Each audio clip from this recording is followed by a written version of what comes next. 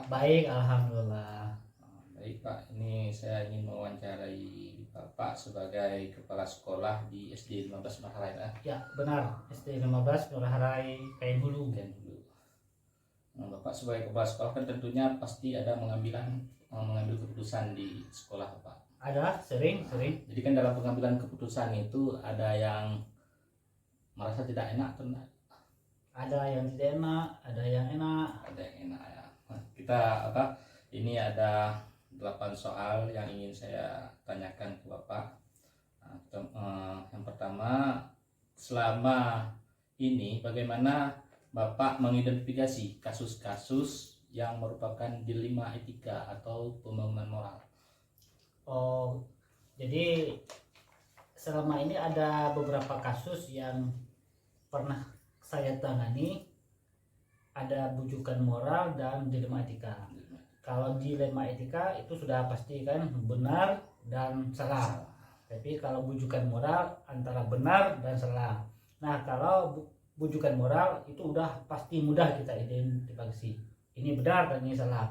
Pasti kita memilih yang benar dan meninggalkan yang salah. Tapi kalau bujukan moral itu kan benar dengan benar.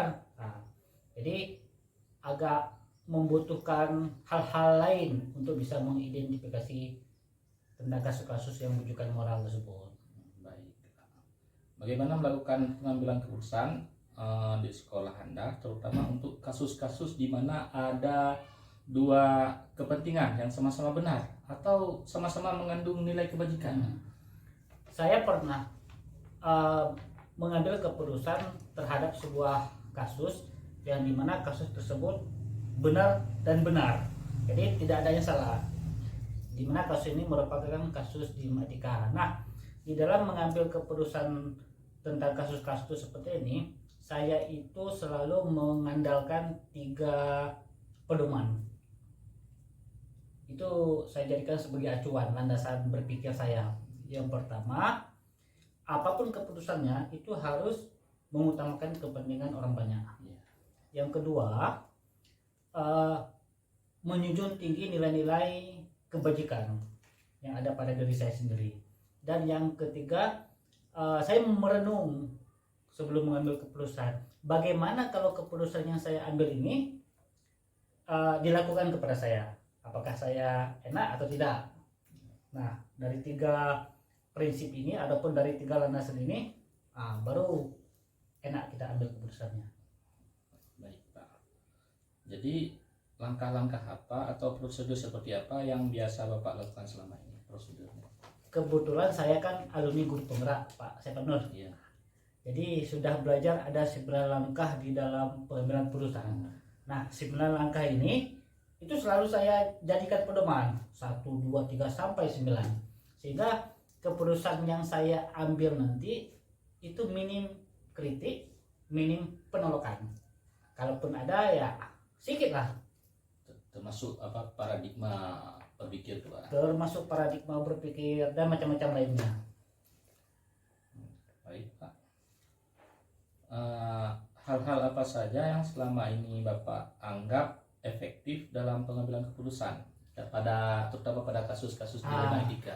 Pada kasus dilema etika yang paling efektif kalau menurut saya itu adalah 3 pedoman tadi ataupun 3 landasan berpikir tadi. Dan yang paling penting itu di poin 3-nya.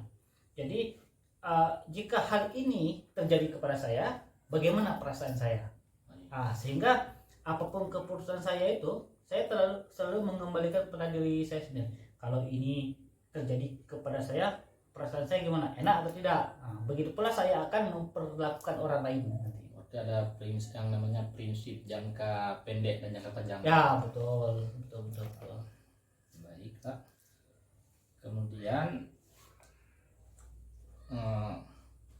apakah Bapak memiliki sebuah tata kala atau jadwal tertentu dalam sebuah penyelesaian masalah etika?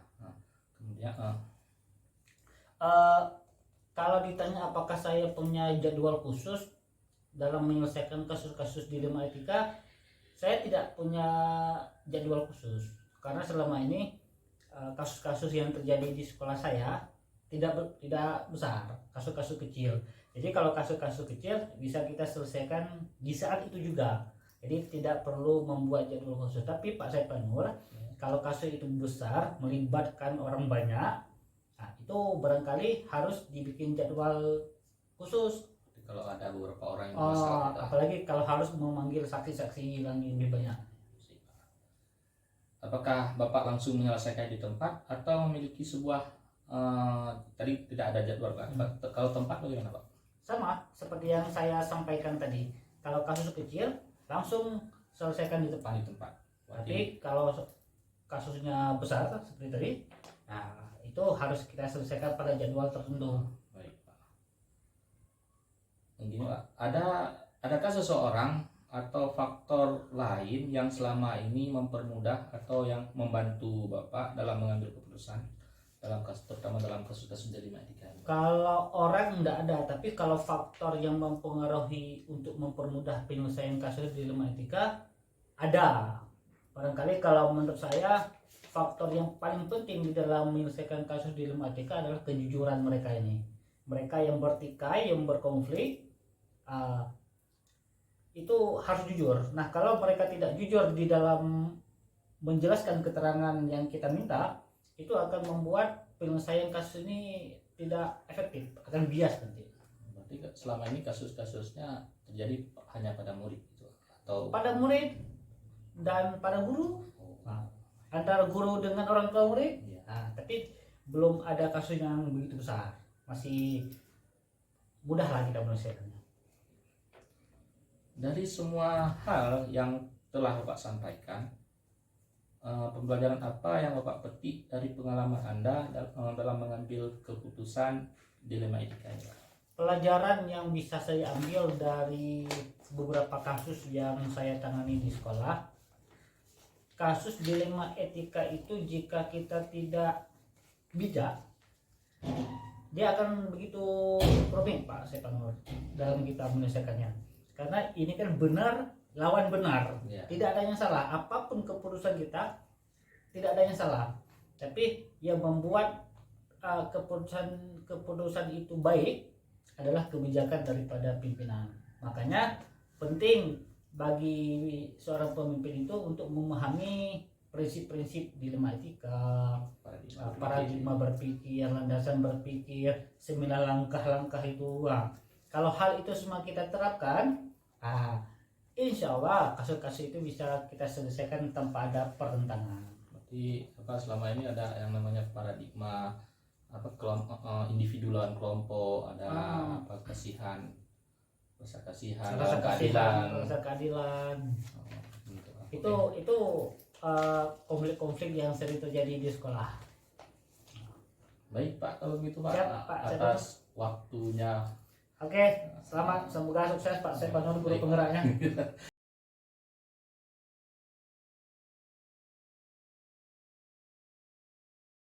Assalamualaikum Bu. Waalaikumsalam Pak. Ini Bu, saya ada tugas untuk mewawancarai kepala sekolah Bu, dengan Ibu Kolila ya, dari SD 20 Panjernang Lu. Baik Bu, ini saya ingin mewawancarai Ibu tentang kasus-kasus yang pernah Ibu hadapi di sekolah Ibu. Bagaimana cara Ibu dalam mengambil keputusan. Di sini nanti saya menanyakan, di sini nanti saya mengajukan ada beberapa pertanyaan tentang dilema etika dalam pengambilan keputusan di sekolah. Ayo Bu, kita mulai saja. Begini Bu, selama ini bagaimana Ibu dapat mengidentifikasi kasus-kasus yang merupakan dilema etika atau moral, perubahan moral? Baik Pak, terima kasih. Nah, kalau di sekolah saya, kebetulan memang saya juga baru beberapa bulan menjadi kepala sekolah.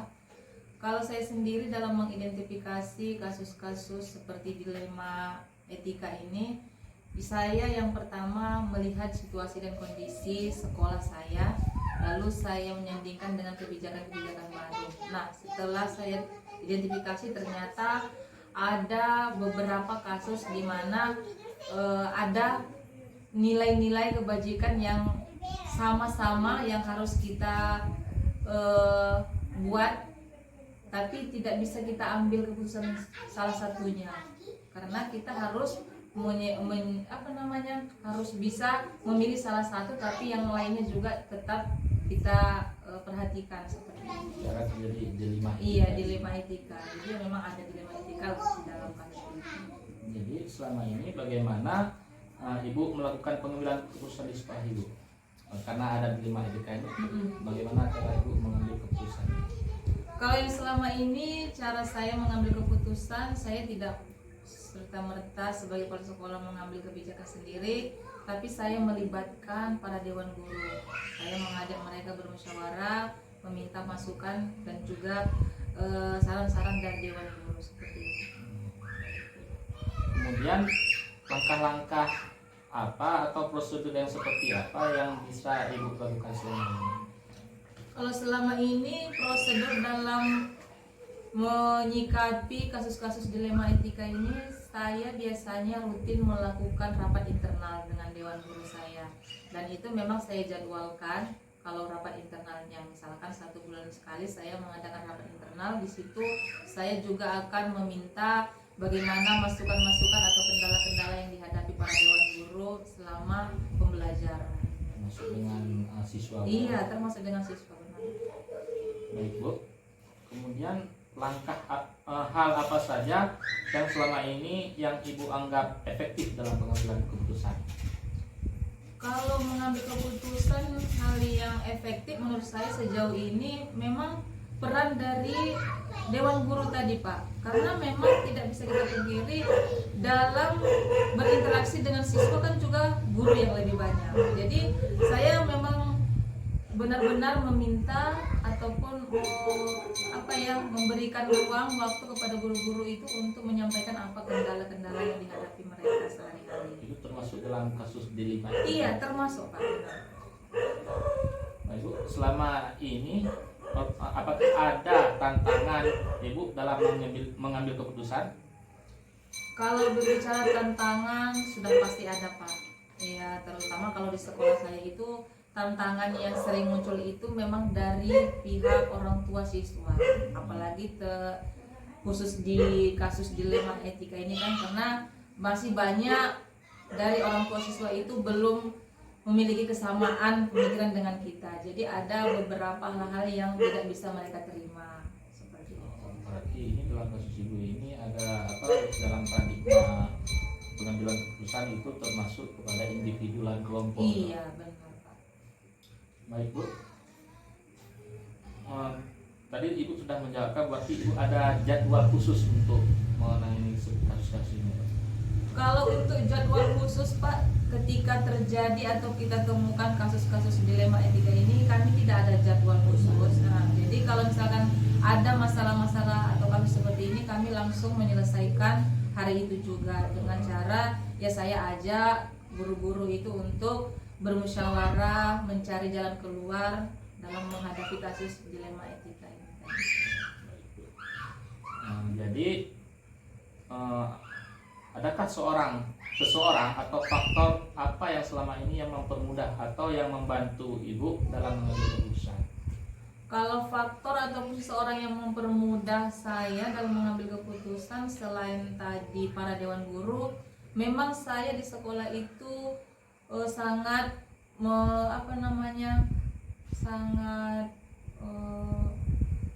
menyertakan juga pihak orang tua, terutama dari bagian pihak komite. Karena sejauh ini memang pihak komite itu sangat membantu saya dalam segala hal pembelajaran ataupun yang berkaitan, terutama apalagi dengan kasus-kasus etika yang berhubungan dengan siswa.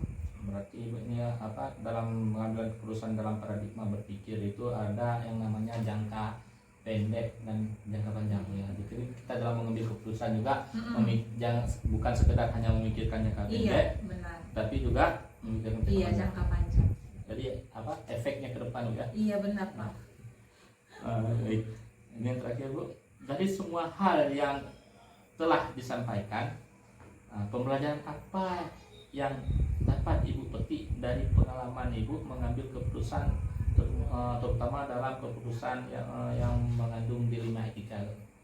Kalau pembelajaran yang bisa saya ambil selama ini, apalagi berkaitan memutuskan sesuatu kebijakan yang berkaitan dengan kasus dilema etika ini, bahwasanya memang sebagai kepala sekolah kita tidak bisa langsung mengambil keputusan sendiri tanpa melibatkan dewan guru ataupun pihak orang tua. Karena sejujurnya kalau di sekolah saya itu, kita itu harus memang selalu bersandingan dengan orang tua ataupun masyarakat, karena memang mereka itu yang, apalagi guru juga kan yang paling lebih banyak berinteraksi dengan siswa, masyarakat, dan orang tua. Baik Bu, ini di luar konteks di luar yang sudah saya tulis ini.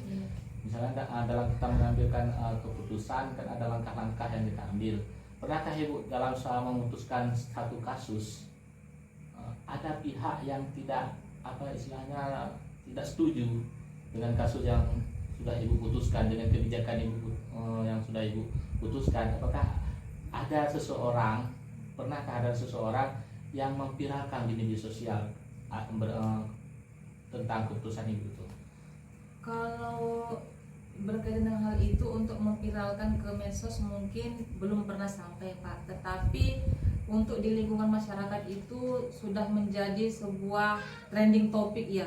Jadinya kita itu ya menjadi sebuah ada sebagian pihak dari orang tua itu yang menganggap kita itu keras seperti itu kan, karena kita mengambil kebijakan. Tapi ya itu tadilah dilemanya, kalau kita biarkan ya dampaknya ke siswa dan sekolah. Tapi kalau tidak diambil, kalau kita ambil keputusan, ada beberapa pihak yang tidak terima, karena itu tadi kita belum sepemahaman Mbak dengan sebagian individu, terutama orang tua siswa. Mudah-mudahan ke depan kita ini dalam memutuskan suatu keputusan supaya bermanfaat bagi orang banyak dan tidak ada yang memberatkan satu pihak. Memang sih ada 1-2 orang itu memang tidak terima apa yang kita putuskan, itu kita tidak bisa pungkiri itu ya. Baik Bu, terima kasih Bu Kholila, nanti saya berjumpa di lain waktu. Baik Pak. Terima kasih Bu atas bantuannya. Sama-sama Pak.